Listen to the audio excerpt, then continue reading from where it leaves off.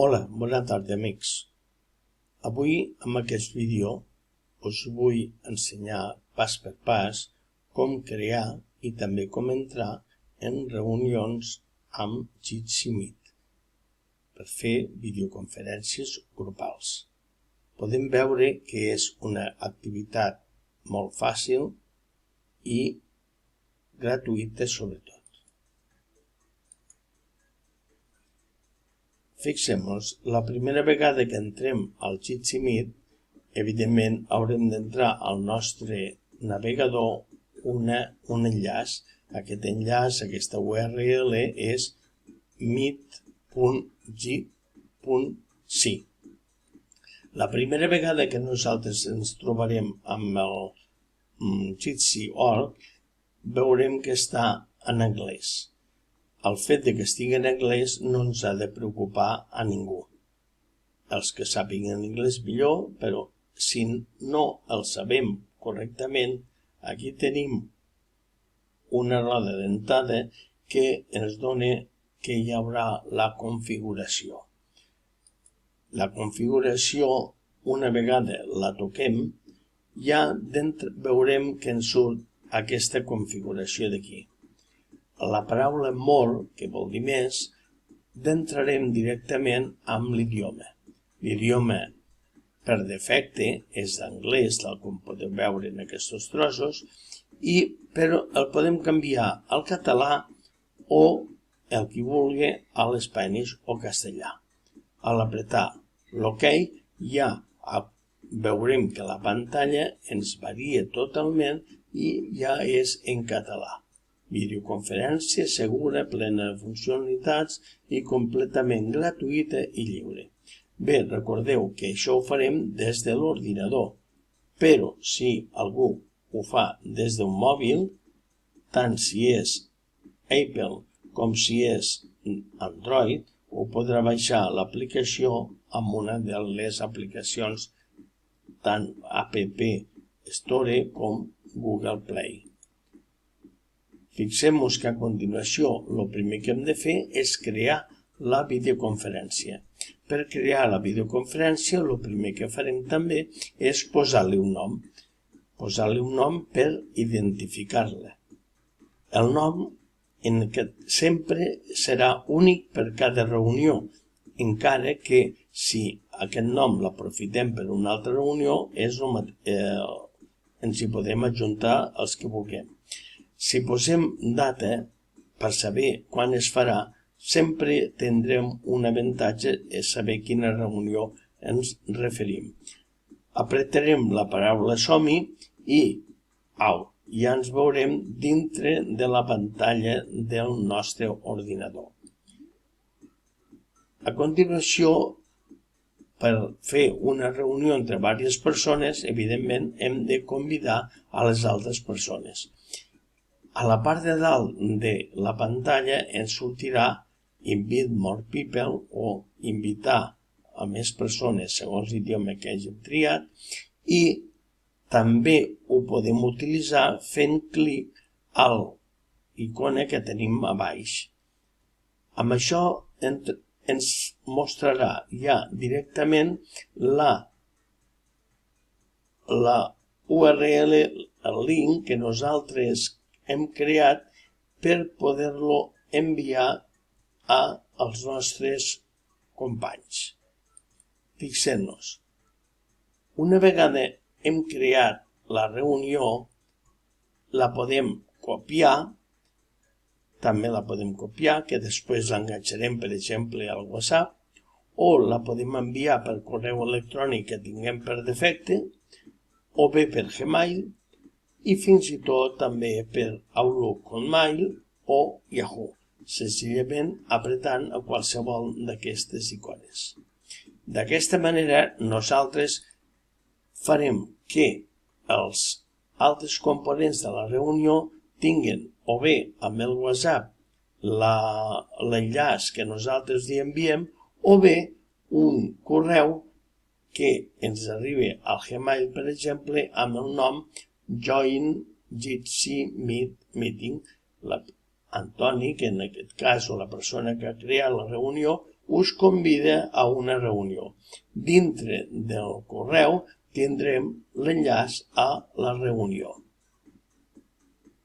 A continuació podem veure ja el que una vegada ens hem unit a la reunió, podem veure les 3 imatges, els 3 grups d'imatges que tenim a dalt. A baix. Tenim 3 grups. D'aquests 3 grups, el primer de l'esquerra ens servirà primer la pantalla per compartir, una mà per aixecar la mà quan vulguem demanar la paraula i un xat per obrir o tancar un xat. Al centre tindrem 3 icones.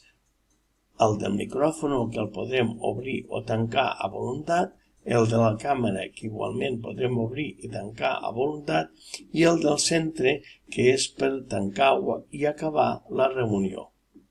A la dreta ens trobarem 4 icones. El primer és una graella de visualització. El segon, tal com us he explicat abans, és per donar l'enllaç a d'altres persones que es vulguin reunir.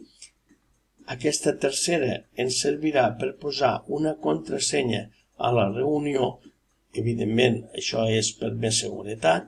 I la quarta són els 3 puntets que ens serviran per entrar a la configuració o settings.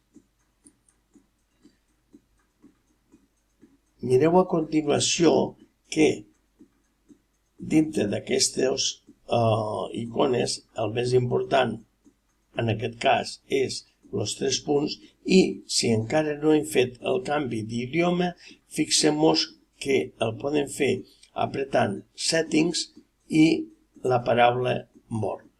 Al apretar els settings i more ens anirà amb una pàgina igual que l'altra, ja per això amb nosaltres a dintre, on tindrem l'idioma anglès per defecte, el podrem posar en català o en castellà.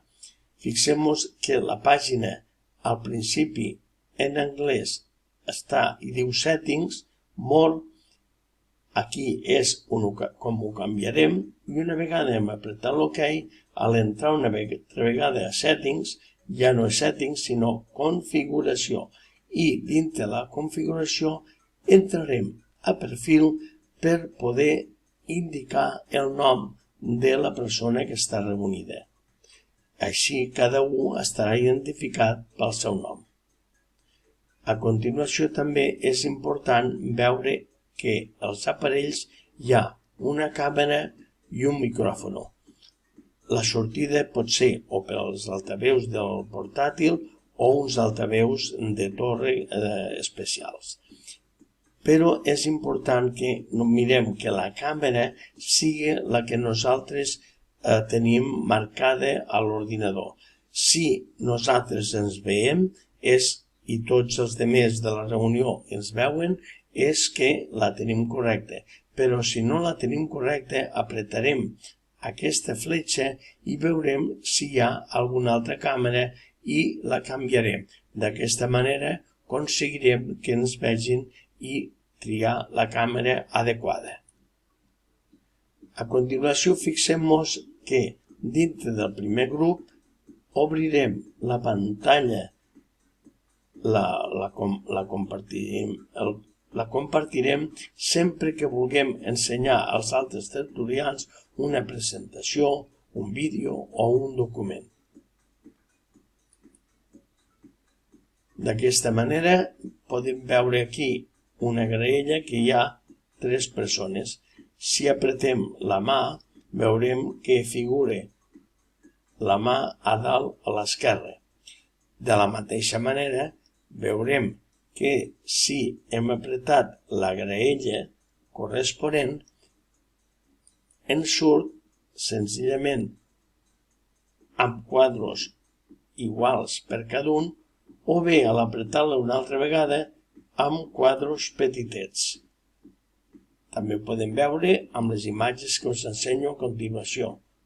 Fixem-nos, 3 iguals, aquests 2 precisament estan amb un mòbil vertical i aquest està amb ordinador. miren aquí un de sol i els altres continuen estant aquí.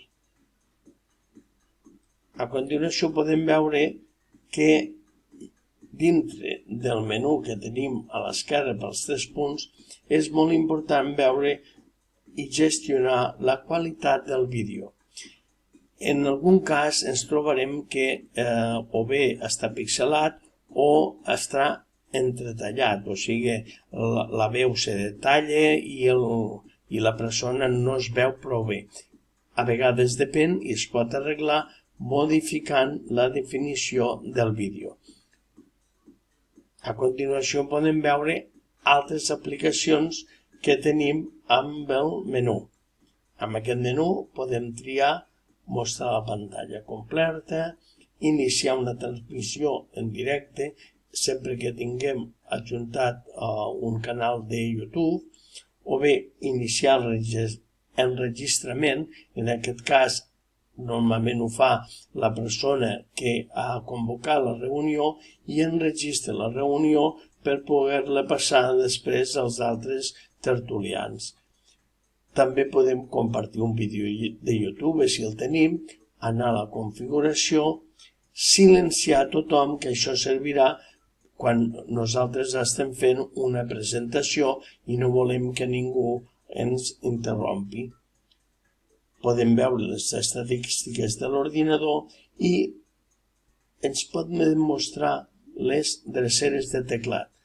Cada una de les tecles de teclat ens ajudaran a fer qualsevol d'aquestes funcions i evitarem de tocar diferents icones que tenim. Per exemple, aixecar la mà per parlar és la R i amb la R, tocant la R n'hi ha prou i no cal anar a l'icona de tocar per parlar.